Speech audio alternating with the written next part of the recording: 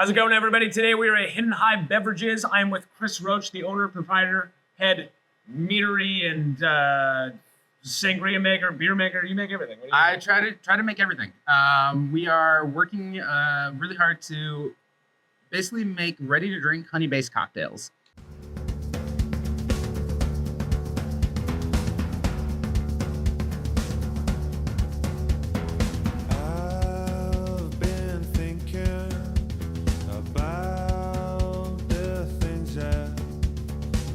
Inside my head and I can't get them out. And I've been waking. So everything is honey-based? Everything is honey-based, yeah. Okay. So except for our sangrias. For our sangrias, we use some white wines. We do collaborations with wineries around here.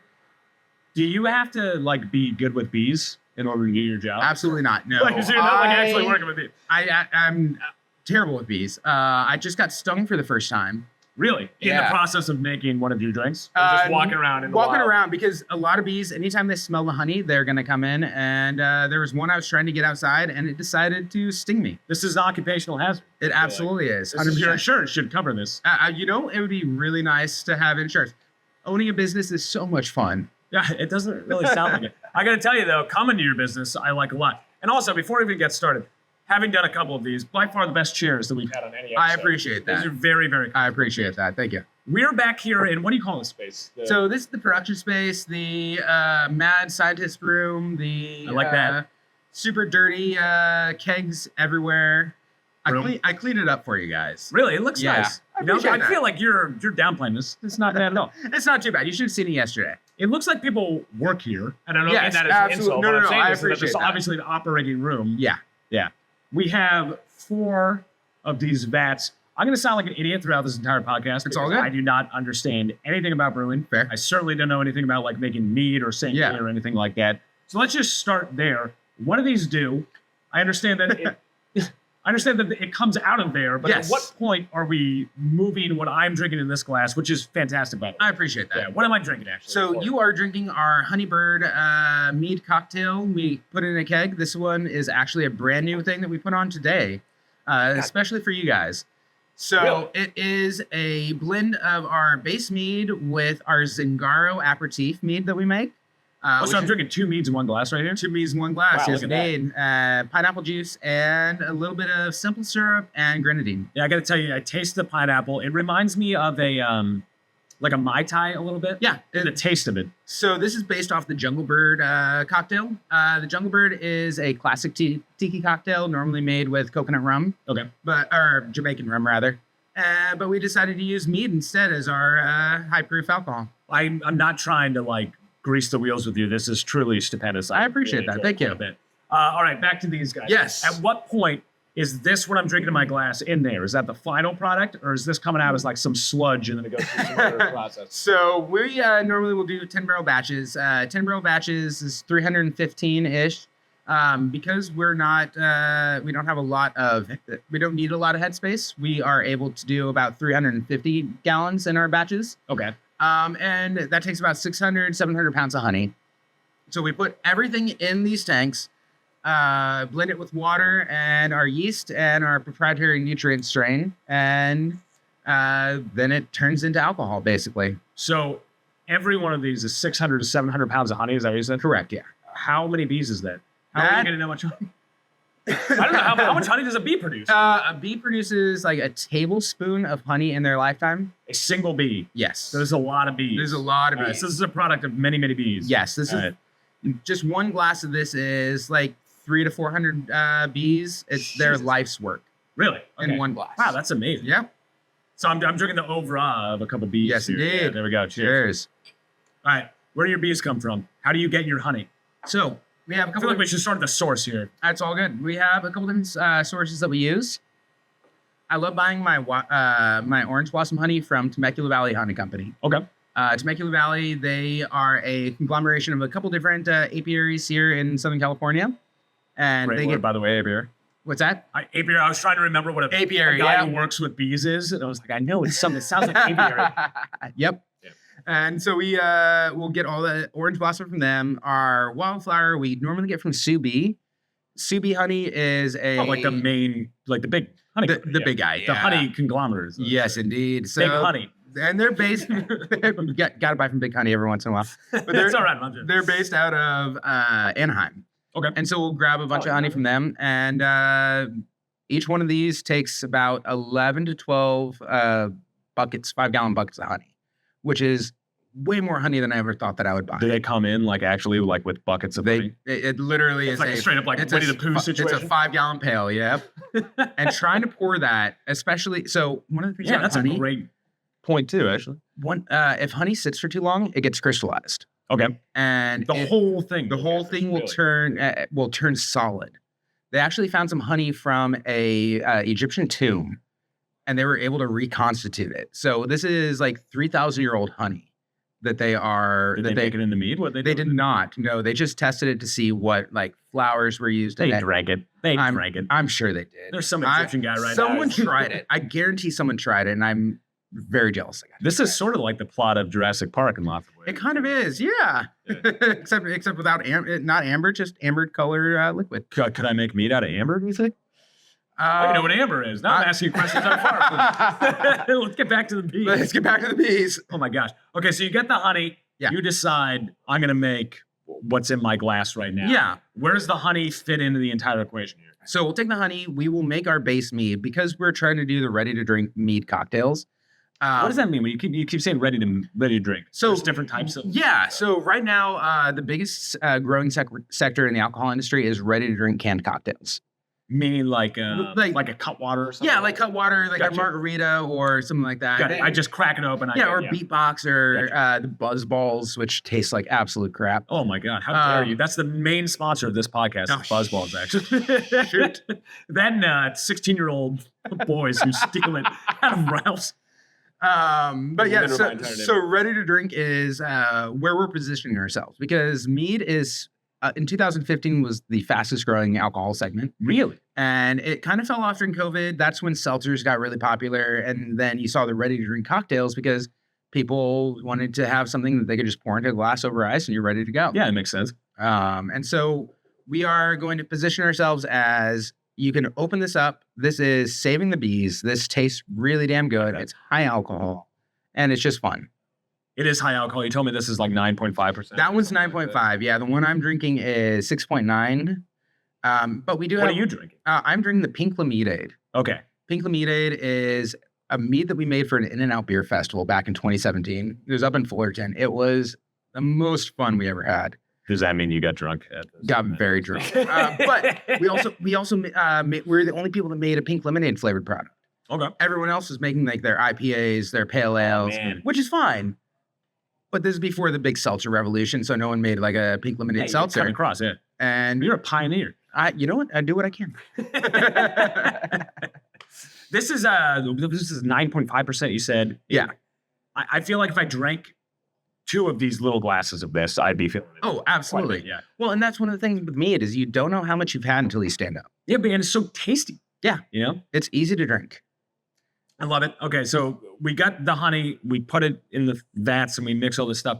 When you're making the different flavors of it, what I get confused on is like, at what point are we adding in flavors where like it's changing from just the chemistry of making an alcohol to actually getting flavor into this thing? You know what I mean? So there's a lot of different thought processes on that. So a lot of meaderies will do everything in primary. So for example, in a 10-barrel batch like that, you'd have to add your blackberries or your strawberries or any other flavorings right at the beginning or in secondary maybe, which that's after everything's done, you drop the yeast out and then you have a secondary fermentation. Okay. But we do everything in tertiary, which is on the back end. So once everything is done fermenting, once it is ready to keg. Meaning it is mead at that point. It is mead, flavor. Yes. It is mead that's already made up. Yeah. So that's kind of what we do. I come from a cocktail background. I owned a bar in Escondido for 3 years. Yeah, you mentioned that. Yes. The last spot is what you said? The last spot bar. Yeah. We in 2022, we got voted the number 3 bar in Esco. That's pretty good. Yeah. We only got beat out by North Bar, which I love, and a bar that I'm not going to name because I'm 86th from there.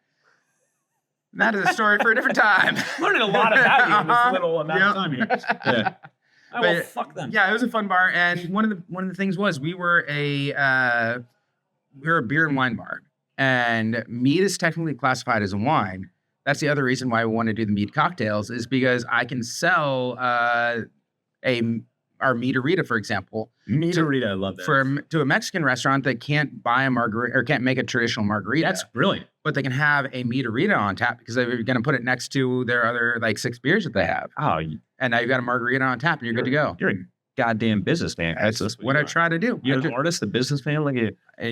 Maybe not an artist. I feel like there's an art to There doing isn't. this, is It there definitely not? is an art form, and that is why I really try to surround myself with people who are much smarter than me on a lot of other things. I try to do that all the time. Unfortunately, I'm the smartest person who is alive, so it's very difficult for me. It's so My humble. wife will laugh at that more than anything in the world. Yeah. Trust me. That said, you were here, you share this space with another, they're a meadery. Right? Yes. Yeah, okay. And Yeah. that is Wild West. Wild Meadery, West right? Meadery, yeah. So they've been here for 2 years. We moved in back in November, so we're coming up on our 1-year anniversary. Oh, happy birthday. Appreciate that. We were talking about it before. I'm a musician, so I play music. Obviously, that was a stupid thing to say. This goes back to me talking about how smart I am. There's a lot of collaboration, obviously, when you're doing anything artistic. What I think is cool about sharing a space like this and doing something creative like making mead or sangria or whatever, like cocktail that you're making, is that you can kind of pull ideas from each other. I would imagine working in that type of a space. 100%. Is that how it works when you guys are together? Yeah, so a lot of time we make very different products. So Wild West, they make a lot more traditional meads, and they do a lot of tea infused. So one of my my personal favorite from them is the Lady. It is Earl Grey tea and lavender. Ooh. It is one of the best meads that I've ever had, and that's one of the, I've known these guys for years. There's actually a photo of me, Mead Man Mike, one of the owners of Wild West, Vincent from Twisted Horn, and Billy Belts from Lost Cause Meadery, drinking in Vincent's garage back in 2015. Wow, did you have the beer? I did not have it wasn't this big. Okay. But Big we were, and it was just homebrew mead at that point. And we all wanted to open up our own meaderies, and we hadn't had the opportunity yet. Look at this. So it is like being in a band, dude. You guys were like a garage band. Oh, Look at 100%. you now. Yeah, I'm loving it. Yeah. How do you get into something like that? So it's different for everybody. For me, it was I was making really shitty, crappy cider. Sorry. You can cut that. Okay, cool. Rich has very delicate sensibilities. I was making really shitty ciders. You see him? He grabbed it as pearls. The ciders were not good. And I'm like, you know what? I'm going to try making mead. I just had my favorite new drink, which was a sour mead from Golden Coast. Okay. They're the original meadery in San Diego. But I was at Churchill's, went to Sourfest, had their mead. Love Churchill's, by the way. It's such a great place. And I just need them to carry my mead. But I had their sour mead. And I started making my own mead. My editor, while I was working for a TV company up in LA, saw I was making mead, and he wanted to join because it's the same ABV as a shot and a beer. And so he's like, "Well, I can have one." Sorry, drink." that was his selling point? Yeah, Okay. it's the exact same. I'm learning about this guy. Yeah, and he's like, "I can have one drink that tastes like a tiki drink, and it's a shot and a beer." Good to go. Yeah, It's efficient, you know? Yeah. Because he's a businessman. Like 100%. yourself, you know? Like, I got stuff to do, and I got to yeah. fucking jam this down my throat real fast. We started working on it while we were working for the TV company, and we made an arrangement. If we got laid off, we were going to start the company and for real. We had already come up with a logo, come up with a business plan, but we were getting paid really well. Yeah. And then another bigger company bought us and laid everybody in off. media and in television. media? Oh my Shocking gosh. development. Oh, one of those alphabet companies laid us all Who off. would have thought? Yeah. Mhm. And so it worked out. I'd already moved back down here to take care of my grandparents, Okay. and that's where the name Hidden Hive comes from, because Escondido means hidden.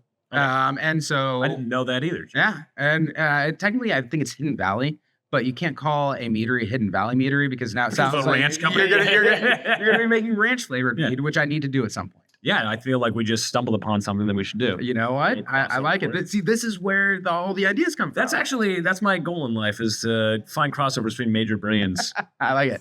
that I can dip carrots into. That's the big part of it, actually, is dipping carrots into whatever I'm selling there.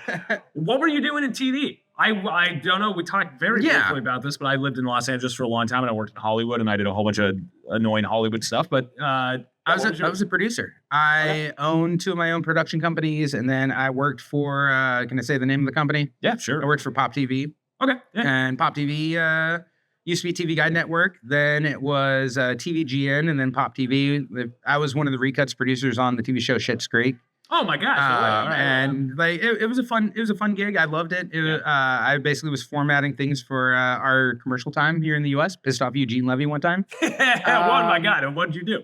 It wasn't just me. Did you make his eyebrows bigger? No, we That'd be weren't. impossible. We weren't supposed to speed up the show. Actually, I don't know if this should go in here, but we sped up the show, and it was 1%, which no one notices unless you're Eugene Levy and you're playing him side by side. Yeah. He was sitting like late at night. Oh yeah. No, he's that big of a perfectionist. He is one of the most. I actually really talented people. respect that. Oh, That's 100%. incredible, yeah. It's amazing. But he came down and screamed at the president of Pop TV. Nice. Yeah. I was like, God damn, Chris. Didn't know my name, thank God. Good. Yeah, Yeah. well, you skirted by until you lost your job at that place. But let's not bring that up. Not gonna bring that Only up. a very bad host would bring up something like that. All right, well, then you moved back down to San Diego. Are you from Los Angeles originally? No, from Esco originally. Oh, okay, so you came back home. Yeah, I came back home. I moved back down to take care of my grandparents. They live down here. Well, my grandfather still lives down here, but I mean, my grandfather's 98 at the time. He was just turning 90 and taking care of my grandmother. Man, So does he drink mead? Because that is very promising. he does actually. Really? All right, well, then there He'll you come go. in and he'll have some of our mead slushies. Really? He This guy loves the rules, mead dude. slushies. Yeah. Unbelievable. He's one of the best men I know. That's fantastic, and I love to hear that.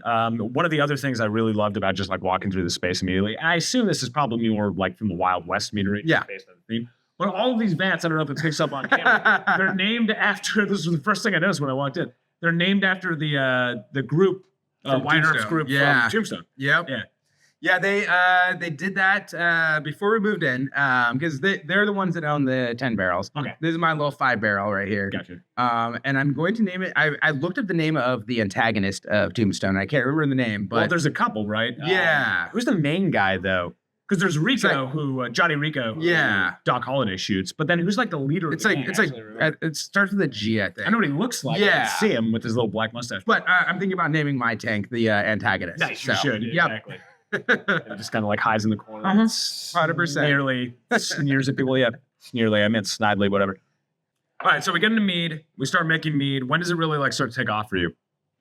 As far as what? As far as Anything really? I mean, like, what do you? I guess this is a philosophical question for you. What do you define success as? honestly, the thing I like about making mead is it's not like the film industry where you have to wait 6 to 8 months to see the audience's reaction, see people responding to what you've produced. I can literally pour this in a glass and I can know instantly if you love it or hate it. Luckily, 90% of the people love it, but those 10% of the people, I can get the feedback. And the instant gratification, I think, is, I mean, we live in a world where instant gratification is a thing that you have to have. Yeah. Just with social media and all that. But having that instant gratification is huge. That was truly beautiful, by the way. I appreciate that. I've had a lot of time staring at the ceiling, like, where's my next rent paycheck coming from? Thinking about this sort of thing.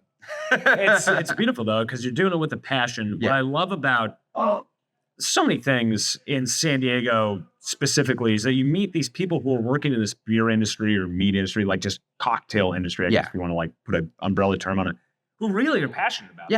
And it's why it's become, at least to me, seems like the number one place for this in the country. Absolutely. Like the wider world. Right? Yeah, and San Diego, because we have such a diverse group of people that are producing the products. We have people from every walks of life. We have people from every background, every sort of financial backing, etc. Like you got big people that are coming in, like the people that bought Ballast Point back from Constellation. Yeah, for $1 billion. Oh, Well, no, yeah, but sorry, the yeah. second deal, yeah. Yeah, no, and I mean, but Kings and Convicts came in at like 200 million or something like that. And then they're a big brewery from Chicago, but so you've got the big players like that, and I think they're already out anyway. But and then you've got smaller people that like us, and then like down at Two Plank Vineyards, that's now Grafted Cellars, Wild West, same thing. Like we all have our own backgrounds, and we all are doing what we love, and that's the passion about What's the community like between all of you Oh, guys? the mead community or the alcohol? Just community alcohol in general. So is it like if you're the head brewer at Stone or something, is that like, oh, that's like the rock star guy and like we're like still the opening act type of thing? Or is Not really. The fun thing about it is everyone is, especially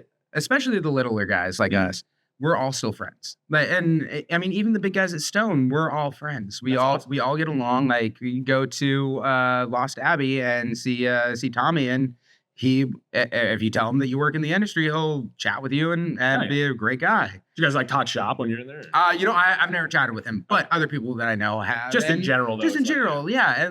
And just meeting all of these big players, they know that's where they started for most of them. Yeah. Stone started out of a tiny little garage in San Marcos, and now they are Sapporo. But I guess that's what's funny to me about it. I mean, it should be big business. Obviously, like, Yeah. people buy alcohol constantly, but it doesn't seem like a big business when you're getting into it. yeah, it starts as a passion, becomes a business, and if you're lucky, you can sell the business to Constellation for $1 billion. Is that the goal? That for is- it not? My number is a lot lower than that, but Well, no, a couple digits. yeah, but that's the whole thing. It's at the end of the day, as much fun as it is, it's still a business. We're here to make money, but at the same time, we are making money doing one of the most fun things that I have ever been a part of. Yeah. To me, that is also what's funny to me about it. Is everybody has this intense passion about it, but it's hard fucking work. Like It you is. guys do a lot. You have to Oh, yeah. scrub these things. And Oh my god, it's like Breaking Bad. You guys are like in those fucking suits. And you're selling meth over yeah, there? crack actually, but no, no. But I mean, that's because we're so new in this space. Like, I don't pay myself what I should be paying. I'm working 80 to 90 hours a week, and I don't pay myself nearly what that should entail. But I know that it's working towards a really fun thing, Yeah. and it's working towards us into a new building. We're actually looking at getting into a bigger space. And in that space, we'd have 3 companies, and I could take a step back. I can do sales, which is what I'm really good at, Okay, great. and what's what I love doing. Yeah, because you're trying to get it into different places. Yeah. Like you said, like having those ready-made cocktails. You do have a sitting room out there. We're back here like where they actually make the cocktails or the. No, the meats. Okay, I'm Yeah. trying to like think of the right word. We for it because make the there's a lot of booze different back ones. here. The booze. There we go. Yeah. That's a better word. I should be better at this. It's honestly. booze from bees. Up there, speaking of bees and booze, you do cool like events here. You did cheese and bees, I think is what you were Yeah, calling Cheese and it. Bees is Yeah. going on right now. It is our weekly charcuterie share. Every Wednesday we have people bring in their own charcuterie, whatever cheese they want, whatever meats, and then we cut them all up. We make a big like potluck style board with them, That's and that's every Wednesday, and it's so much fun. what That's comes by. Just like a lot of it right now. So a lot of the people that are still in there because I'm technically closed right now, but they're all investors and owners in the company. gotcha. But patrons can come by. patrons come by all the time. We had a few tonight. Sometimes we'll have 15, 20 people. Sometimes we'll have just me eating a block of cheese. You know what? That's me every single day of my life. I don't want to point at Rich, but I feel like you eat cheese and drink a lot. You're a cheese and drinking guy. We've had a lot of entertainers on the show, and I ask this question because I always think it's funny. But for you, like maybe there's a way to frame it around you. I always ask like, what's your hell gig? Because like it's My hell gig. everybody has like a shitty show that they played or something like that. But in this, there's like a shitty night or something. Like when did something go wrong? What does that mean for your type of industry? Oh, that is a loaded question. I killed a man. I killed my man one time. Got real close. There's the worst thing that could happen is a stalled fermentation. And my past 2 big batches actually have stalled. Oh no, the life's work of so many bees. I know. But at that point, that's why we've got a molecular biologist on our team. That's why we've got people who are far smarter than I am that I can be like, hey, what did I fuck up? And they can tell me, like, we don't know. And so I go to the internet. Got to bless Reddit. But no, that's one of the worst. Also, when we're doing R&D, forgetting to degas, because the mead holds on to CO2 so much Can explode. that if you put in nutrients or if you like shake it too much, it's just going to skyrocket out of at that point where you So what explodes? What you're saying? Yeah, basically. Like actually explode. Uh-huh. Yeah. Okay. So there was one time I painted my Are we in danger right now? No, we're not in danger right now. It's got a blow off tube. But yeah, no, also just dealing with government entities. That is the biggest thing. Because it's alcohol. Because it's alcohol. general, yeah. Yeah, and it's a money grab. I'm sure that's a pain Everything in is the a butt. money grab. How do you get a molecular biologist to be like, hey, I know you could be at Bell Labs or something, but like, come make mead? Well, so he works. He's got a full-time day job. We actually, I'll send you the photo of this. We pay him $1 a year. We got him one of those comically large checks. Obviously, yeah. Yeah. So he's came on it. He's got points in the company basically. And I've known this guy since I was in 6th grade. Okay. So he's one of my best friends. He was best man in my wedding. I wasn't best man in his wedding. Huh, But- well, does he have a brother? He If does he has a have- he brother, does have a okay, brother. that's how it works. Yeah. If he has a brother, it's all right. If he Exactly. doesn't, then it's like, fuck Yeah. this guy. Yeah. Yeah. But yeah, so that was how we got the molecular biologist. All my investors are friends of mine or former patrons at my old bar. Like people like Patrons, nice. Yeah. Yeah. One of my patrons turned into a good friend, and then I'm like, hey, we moved into a new spot. We need like $6,000. Like, here's a couple points in the company if you can give us $6,000. So Tell you, man, drinking, it brings people together. it does. You know? Absolutely does. That's said again from my wife. She's coming up a lot in this conversation Yeah. today, but yeah, you know, we're making this is business. This is business moves right now. That's what we're doing. Absolutely. All right, what is your favorite drinking game? Oh gosh. So there is so it's not beer pong, it's not flip cup, but it is a blend of the two games. So you line up your cups on a beer pong table, right? All right. And you shoot, and if you sink it, then you have to go and then you have to chug it and then flip the cup. And Oh, then so it literally is just the two games. Uh-huh. Yeah. yeah, I would be terrible at that. it is so much fun. I was taught that. I used to have beer pong tables that I would build. I had one that hung from the ceiling one time. Did it come down? I did. It was on a pulley Really? system. Oh, It that's was the awful. best thing Yeah. ever. But one of my Did friends, it play like a? it did not. I It should did, have shut done that.